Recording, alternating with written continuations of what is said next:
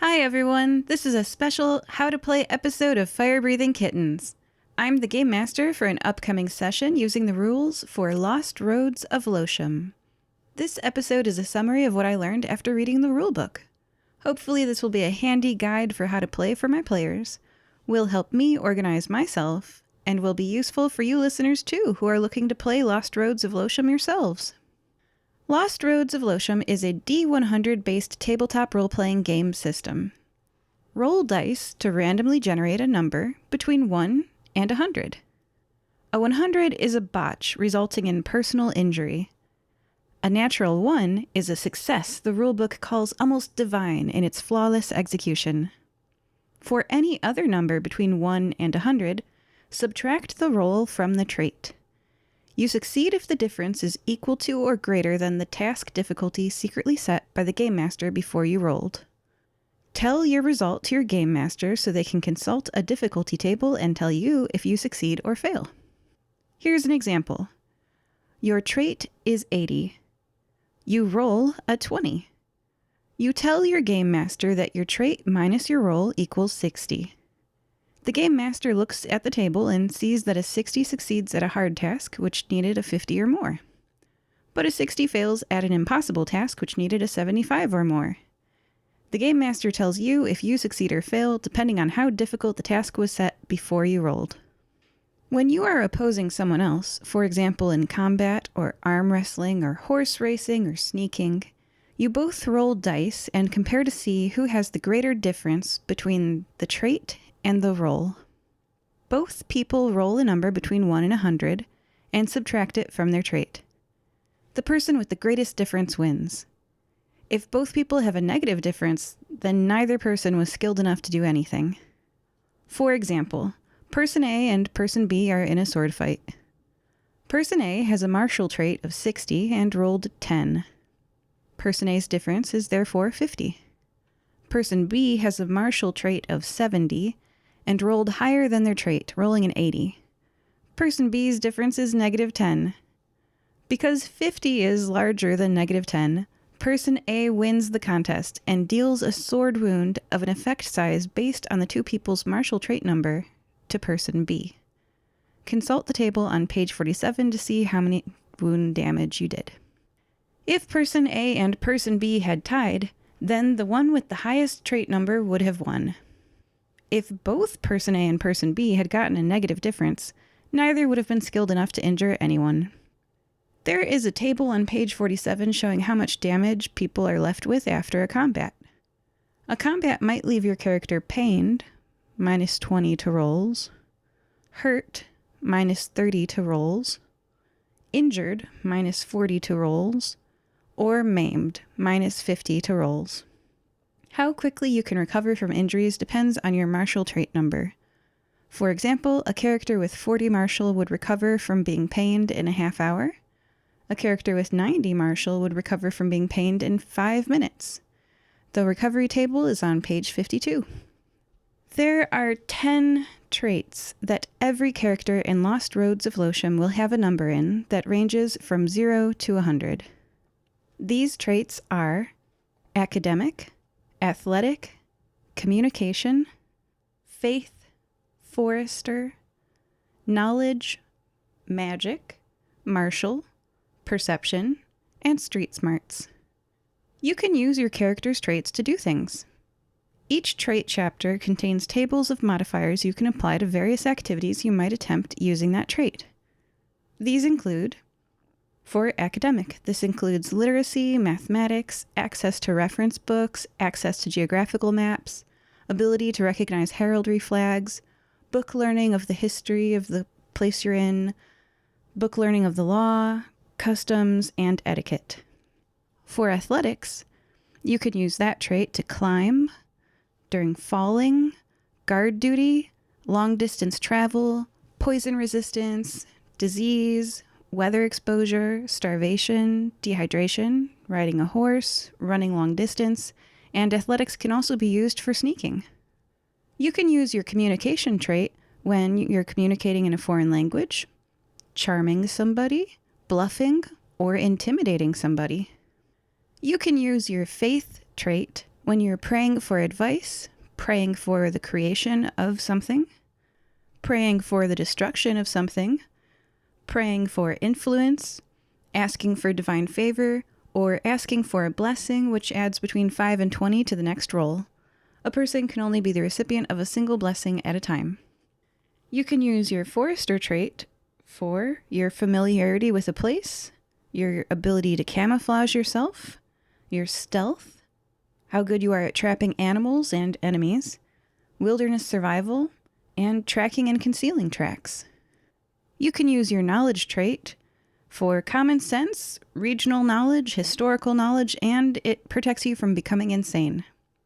Your character's magic trait impacts your odds of success when casting spells and your ability to sense magic, which is called Fathom.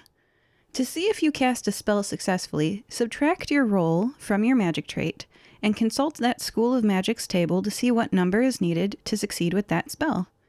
If your attempt to use magic fails, you can try again, but subtract 5 from your result for each time you've failed at that spell this session. If you get a natural 100 or 1, consult the botch and critical success table on pages 59 and 60. Your martial trait represents your weapon skills and is used during melee and ranged combat. It also impacts your healing time after a battle. Weapons and armor that you equip will modify your martial trait. The cap on positive modifications gained from gear is half your martial trait. There is also a second cap on positive modifications gained from weapon proficiencies, again maxing out at half your martial trait. Your perception trait is used for searching, alertness, and it protects you from becoming afraid and helps you overcome fear. Lastly, your street smarts trait represents your familiarity with the local area, your ability to disguise yourself, your skill at impersonation, how good you are at escaping from ropes or shackles, how good you are at selling stolen items, forgery, lock-picking, pickpocketing, stalking a mark, and stealth. You gain 1 experience point for a trait by succeeding with that trait on a roll during a moment of important consequence or danger. Only 1 point can be gained per trait per adventure. At the end of the session, pool all these experience points together. You can spend experience points to level up your traits. Consult the tables in the rulebook to see how many experience points you need to spend. It depends on which trait, the trait's current level, and the level the trait would become. For example, the athletics and perception traits cost fewer experience points to improve than the faith and magic traits do. They have different tables in the rulebook for leveling them up. Leveling up low-number traits costs less experience than leveling up high-number traits. Improving a trait from a lower level, like 20, to a middling level, like 50, costs fewer experience points than improving the trait from a middling number to approaching a trait number of 100. Here is an example of how to read the experience table on page 21. Let's say you currently have a 0 in your Forester trait. It would cost 2 experience points to increase your Forester from 0 to 5, and 4 experience points to increase your Forester from 0 to 10. Here is an example of how to read the experience table on page 20. Let's say you currently have a 50 in your athletics trait. It would cost 4 experience points to increase your athletics from 50 to 55, and 8 experience points to increase your athletics from 50 to 60. Here is an example of how to read the experience table on page 22. Let's say you currently have an 80 in your magic trait. It would cost 32 experience points to increase your magic trait from 80 to 85, and 128 experience points to increase your magic from 80 to 100. Please note that page 87 has a table meant to be used when leveling up faith. Those who follow commandments faithfully during the session will find it easier to level up their faith trait. You can appeal for your role-playing during the session when you did something to adhere to the tenets of your faith to be applied as a modifier to decrease or increase the experience points needed to level up your faith. When building a character, see if your specific character would fit with the profession listed on pages 60 to 62.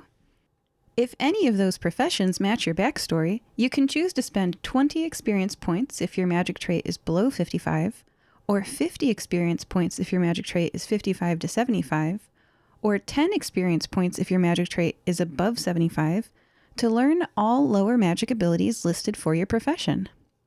Weapon and armor proficiencies cost 10 experience points for a first level proficiency, 15 additional experience points for a second level proficiency, and 20 additional points for a maximum third level proficiency. One level of weapon proficiency increases your weapon modifier by 1.5 times.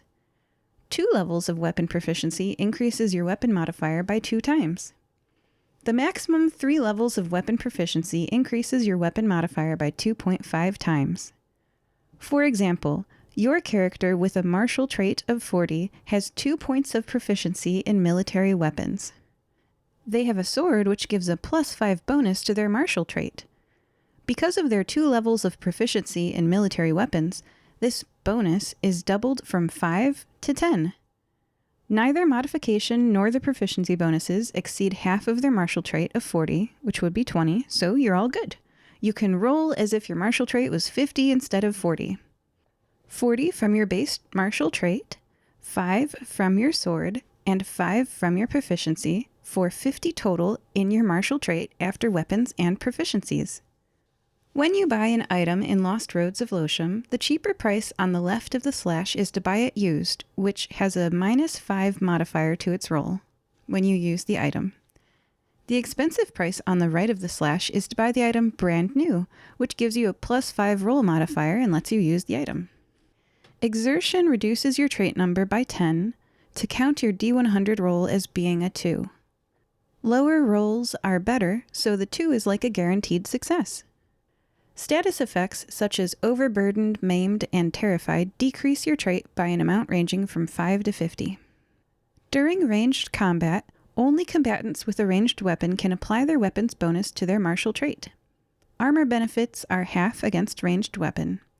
A melee combatant winning a contest against a ranged combatant just means they didn't take ranged damage. They can't deal damage to a ranged combatant unless in melee distance.